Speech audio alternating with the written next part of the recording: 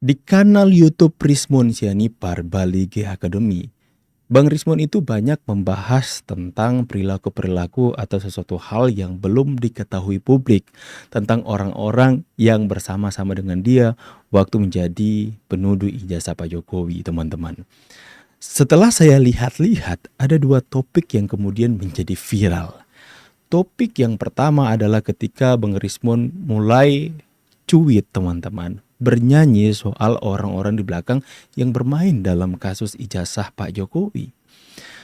Yang kedua yang viral adalah bagaimana Bang Rismon membahas soal perselingkuhan dan kumpul kebo. Tapi yang paling viral jika dibandingkan antara dua ini, teman-teman, antara siapa yang bermain di belakang dan soal diduga 8 pasangan yang kemudian itu melakukan hal perselingkuhan dan kumpul kebo, masih info yang kedua yang lebih viral. Masih menjadi lebih viral, yaitu pernyataan Rismon Sianipar soal perselingkuhan dan kumpul kebo. Itu membuktikan bahwa netizen Indonesia lebih menyukai berita gosip daripada berita politik. Apalagi soal perselingkuhan dan kumpul kebo. Aduh, viral banget, teman-teman ya. Kita membahas soal pernyataan Rismon Sianipar. Saya tidak menuduh siapa-siapa, tapi yang menjadi ruang diskusi kita bahwa Rismon Sianipar berani sekali itu membongkar sampai ke kedalaman itu, apa sebenarnya tujuan dari Rismon ini, ya, membahas soal kumpul kebo dan perselingkuhan. Menjadi keresahan nih, teman-teman. Bagaimana Rismon melihat orang ini, baba. Orang-orang ini yang mengatakan berjuang demi kebenaran, orang-orang ini yang di jalan-jalan mengatakan Pak Jokowi nggak bermoral, tapi Rismon alami, rasakan sendiri, dan kemudian dia memberikan kesaksian bahwa mereka itu jauh lebih nggak bermoral daripada orang yang mereka tuduhkan. Aduh, saya ditipu setengah tahun. Setengah tahun bersama-sama dengan Rismon Sianipar. Mereka ini pasangan bersama-sama, mengaku katanya suami istri, tapi yang satu udah punya istri dan anak, teman-teman. Dan kumpul kebo menurut pengakuan Rismon Sianipar. Faktanya, kebenarannya saya nggak tahu. Hanya Rismon sendiri yang kemudian mengalami, merasakan, dan dia sendiri yang menyampaikan ke publik, teman-teman. Menjadi sebuah keresahan. Kalau kalian mengkritik orang lain, lihat dulu ke ruangan sendiri. Orang-orang ini menuduh orang nggak benar, mengatakan diri berjuang untuk kebenaran, tapi gaya hidup mereka perselingkuhan dan kumpul kebo. Mohon. Saya tuh baca di kolom-kolom komentar, netizen ini memang begitu antusias ketika mendengarkan informasi atau berita yang berkaitan dengan skandal. Itu beragam komentarnya, teman-teman. Ada yang berkomentar seperti ini, Bang, kalau udah nemu bukti CCTV check-in, kirim ke saya ya. Sampai segitunya loh. Mau meminta bukti CCTV, aku nggak punya. Aku juga nggak mau cari tahu. Aku nggak suka gosip sebenarnya. Tapi ya mau gimana, teman-teman ya. Ternyata orang yang menyampaikan berita ini, ya, Rismon Sianipar, ya, yang menyampaikan soal skandal week ini. Waduh, bang lo kok sekarang udah membahas soal hal-hal kayak gini sih, Bang? Gak bermutu, Bang. Gak bermutu tapi kalian suka kan? Ya, tapi kalian menikmati kan? Terbukti, survei mengatakan 80% netizen Indonesia suka mendengarkan berita tentang perselingkuhan dan kumpul. Just kidding, teman-teman. Aja baku sedu. Orang Manado bilang itu baku sedo. Ini adalah gaya pembawaan konten yang santai teman ya, penuh dengan humor supaya kalian terhibur.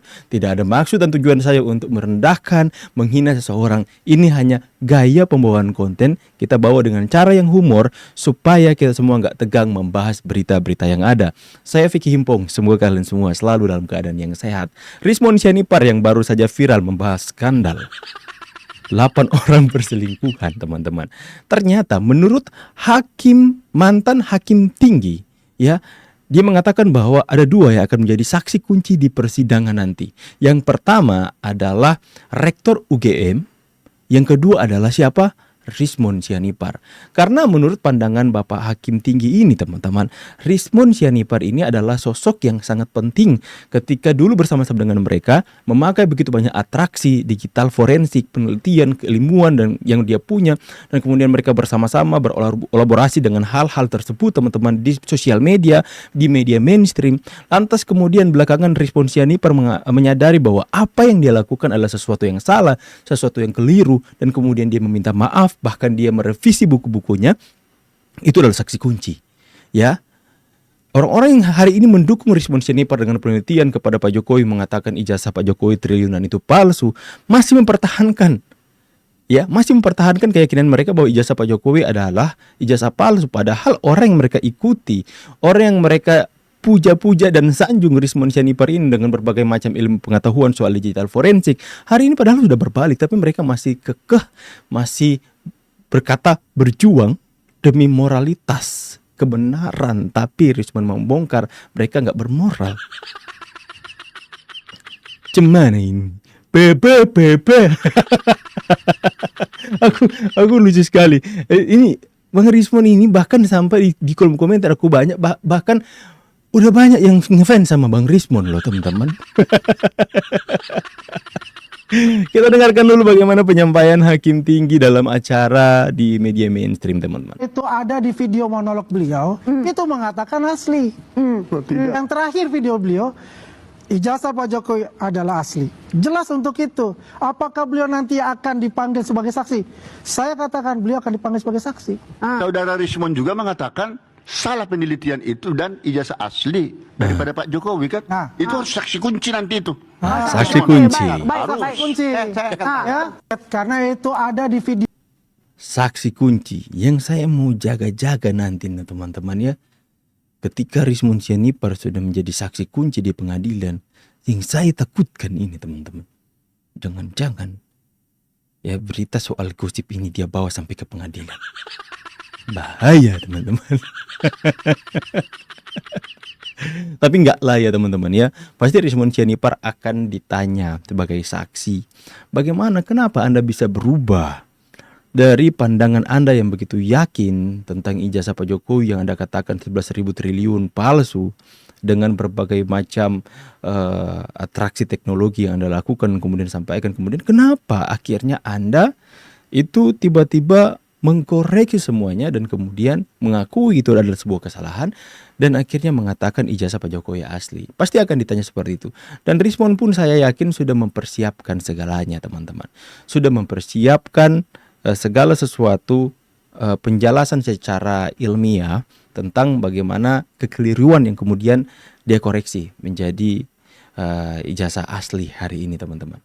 Inilah kemudian menjadi pembahasan publik kita, bagaimana netizen kita ini ternyata lebih senang membahas soal itu. Bang, lo kok kembali ke situ pembahasannya bang?